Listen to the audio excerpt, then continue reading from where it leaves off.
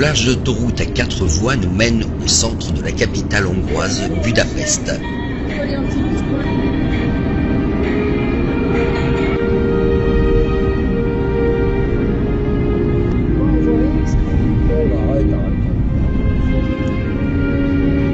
Dirigez-vous à gauche.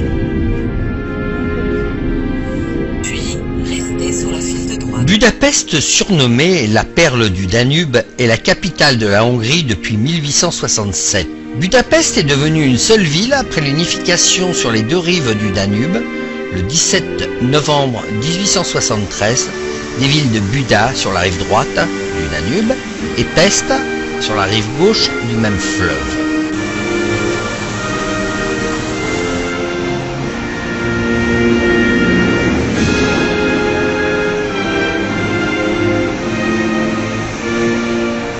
Considérée comme l'une des plus belles villes d'Europe, et je confirme, ces sites des rives du Danube, le quartier du château de Buda, l'avenue Andrassy, le métropole millénaire, le plus ancien du continent européen, figurent au patrimoine mondial de l'UNESCO.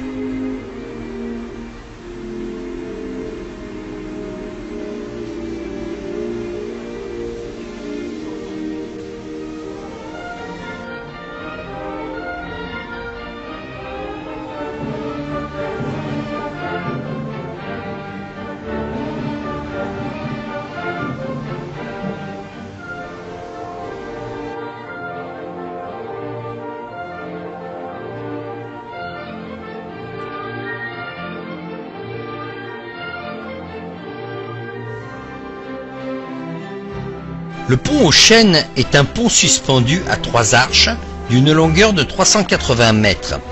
Ce fut le premier pont permanent de Budapest construit entre 1842 et 1849.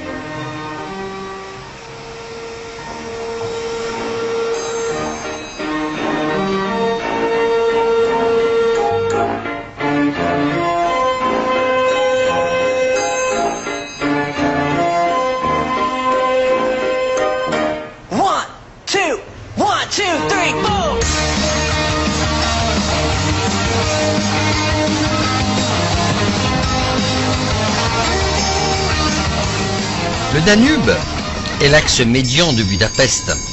Il s'écoule dans la ville sur une longueur de 28 km et une largeur de 290 à 380 mètres.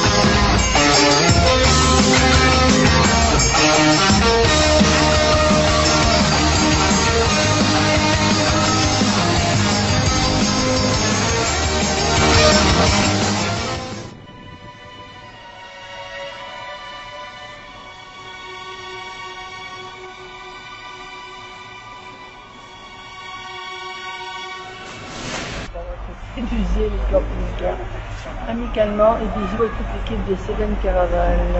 Voilà. Bon, Diane, ne fais pas semblant de me regarder ailleurs. Marion, tu veux voir ma glace? Tiens, regarde comme elle est belle, regarde. Oh, la belle glace que j'ai mangée. Quand j'aurais fini les cartes. Tu sais quoi? J'aurais dû me faire un tampon avec les adresses. Ça aurait été plus pratique. Hein? Encore? C'est un maniaque de caméscope, lui, hein? Je pense. Bon, allez. La basilique Saint-Étienne se situe dans le quartier de Pest et se caractérise par sa riche architecture et sa taille imposante. La construction a commencé en 1851. Sa conception, inspirée de la Renaissance, s'harmonisait bien avec les plans initiaux conçus dans un style néoclassique.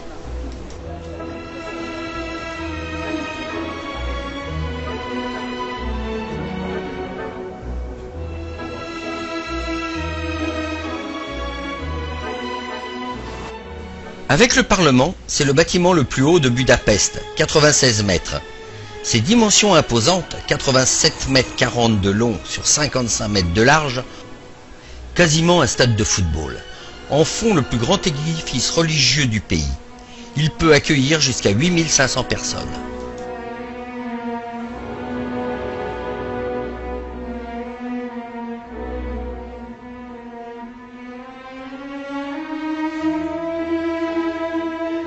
Le métro de Budapest, un des plus anciens du monde, le premier en Europe continentale.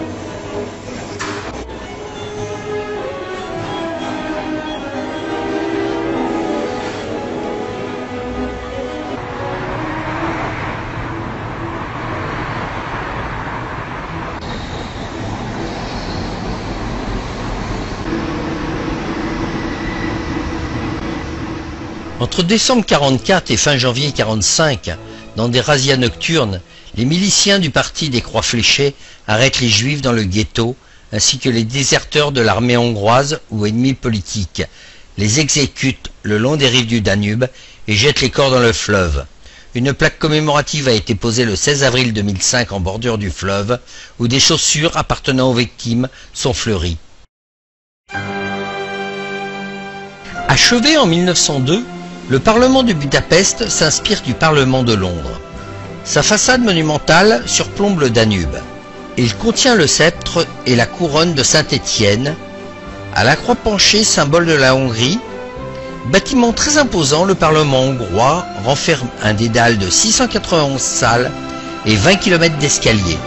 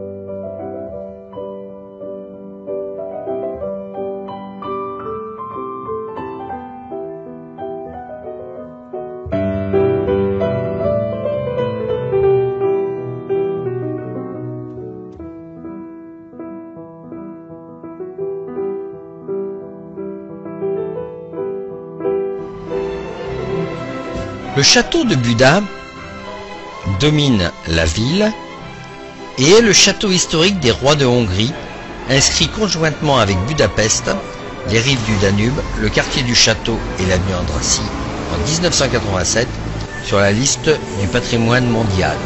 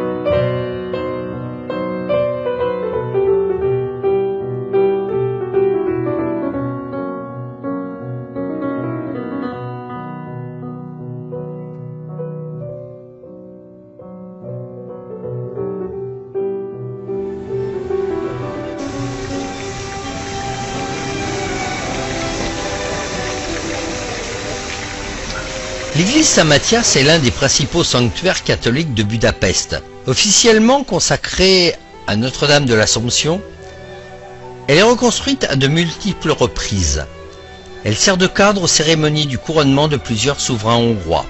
Transformée en mosquée durant l'occupation ottomane, elle souffre des combats pour la libération de Buda et est reconstruite à plusieurs reprises depuis lors.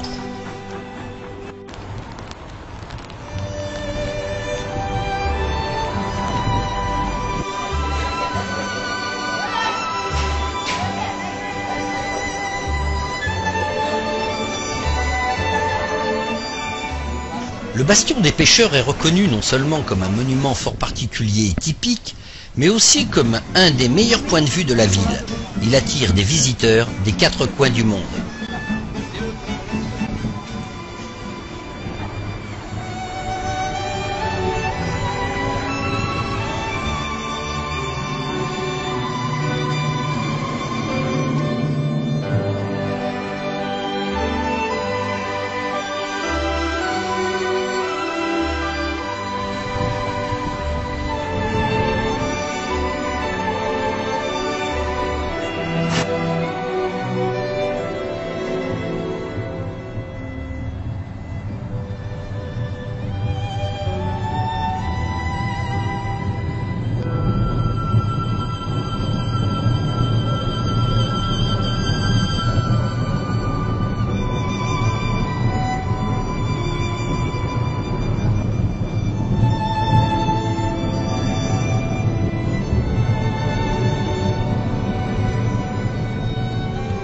Le grand marché central.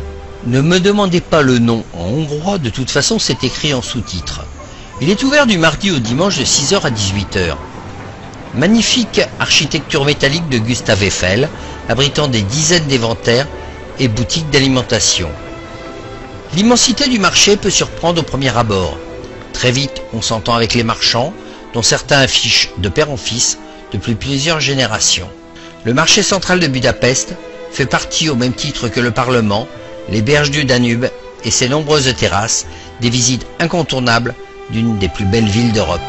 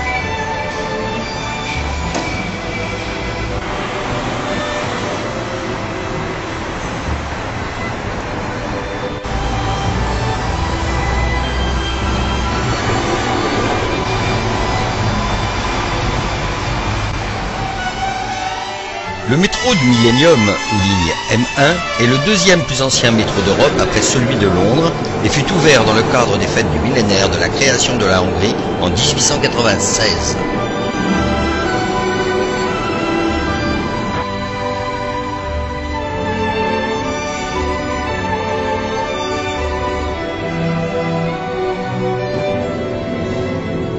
L'Opéra national sur l'avenue Andrassy a été achevé en 1884.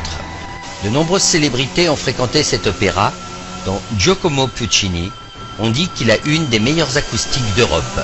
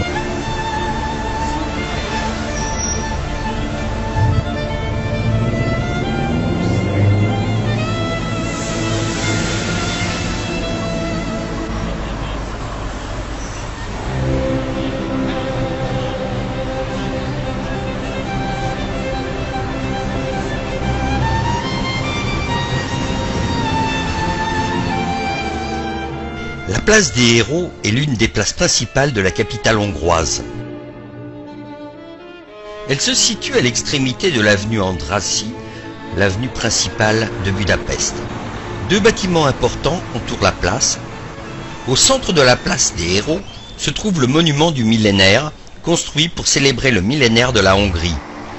Ce monument fut construit de 1896 à 1922 et est composé d'une galerie de colonnades en demi-cercle.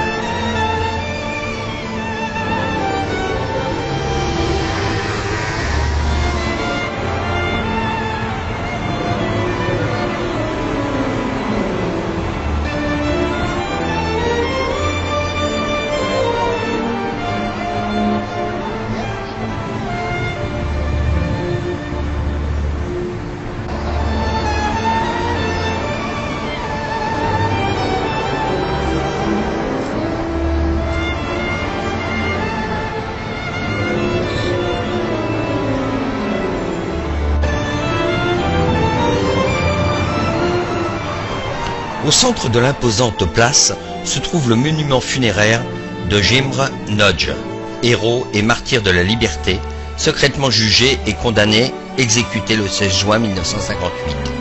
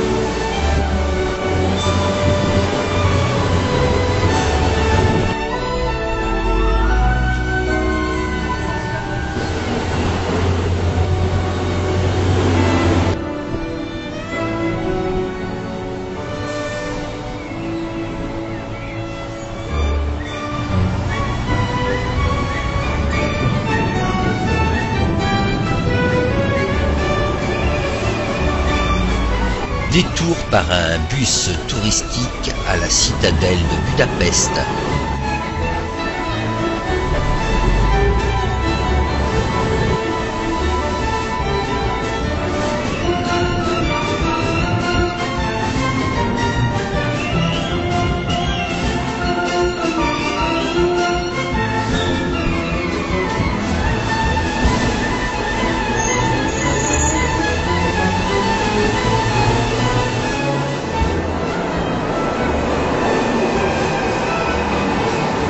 En 5 jours à Budapest, on a une vague idée de la beauté de cette ville. Et en plus lorsqu'il pleut. Donc je me promets, tout comme Prague, d'y retourner très prochainement.